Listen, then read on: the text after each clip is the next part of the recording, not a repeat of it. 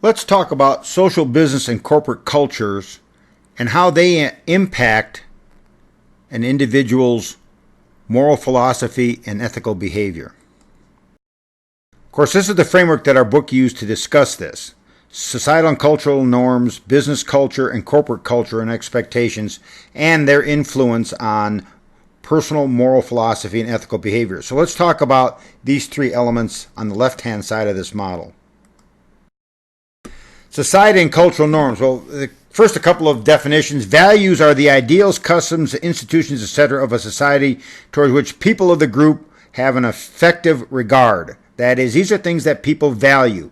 In the United States, we value things like freedom, the right to choose, right to an education, or perhaps negative values like cruelty, crime, terrorism. There are things called morals. These are the sets of rules passed down by society to which we must conform to in order to accept the civilized strata of a society. These are things that are mostly taught by your family and the community in which you live. That is, general rules of behavior. You remember the golden rule. Act on to others as you would like them to act towards you. And then there are societal and cultural norms. These are the rules that a group uses to identify appropriate and inappropriate values, beliefs, attitudes, and behaviors. And so we have values, moral values, and society and cultural norms. They say these are things that are crucial in understanding moral philosophies and ethical behavior.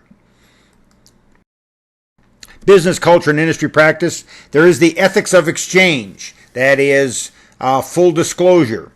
Making sure that the exchange is fair, treating customers fairly. There is, of course, under the ethics of exchange, the traditional caveat emptor, which is the legal concept of let the buyer beware.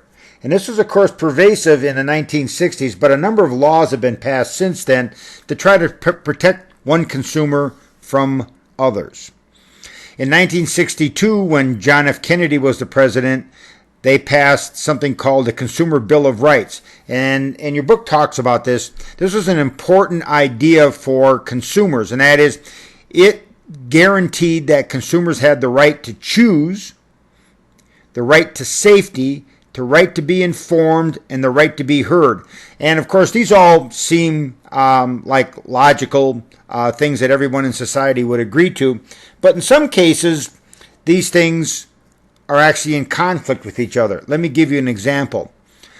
So you buy an automobile that has a 600 horsepower engine in it that will go 190 miles an hour.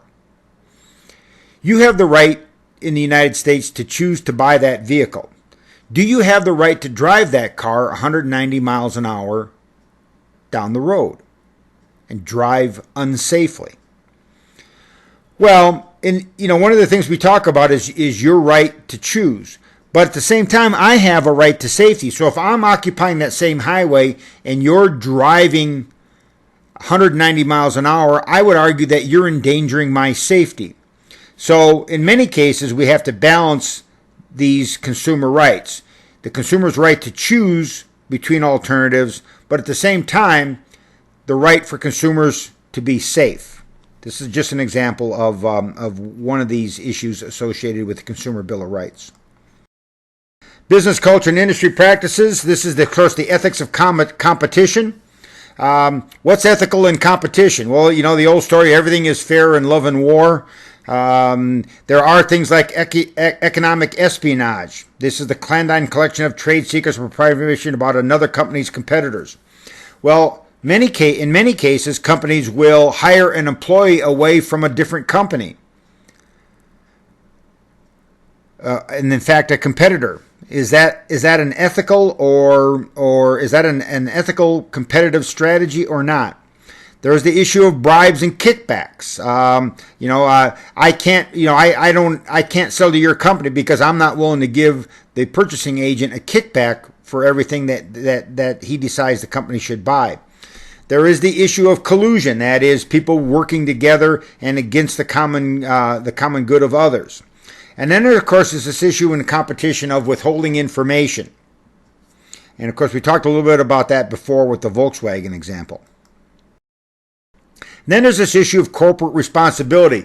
If you click on the URL below, it will take you to a website that talks about corporate responsibility and, in fact, talks about it on a country-by-country basis and shows which countries in the world in 2016 or 2015 or 2017 are considered to be the least corrupt versus the most corrupt.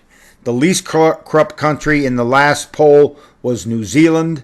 The U.S. is near the top of the group of non-corrupt places to do business. Corporate responsibility includes also having a code of ethics. That is a formal statement of the ethical principles and the rules of conduct for the organization. For many organizations, they have a code of ethics, and as you are hired, you're required to read that and sign a statement that you have read it and understood it and will abide by it. You have to be thinking then about corporate responsibility, the ethical behavior of top management and co-workers.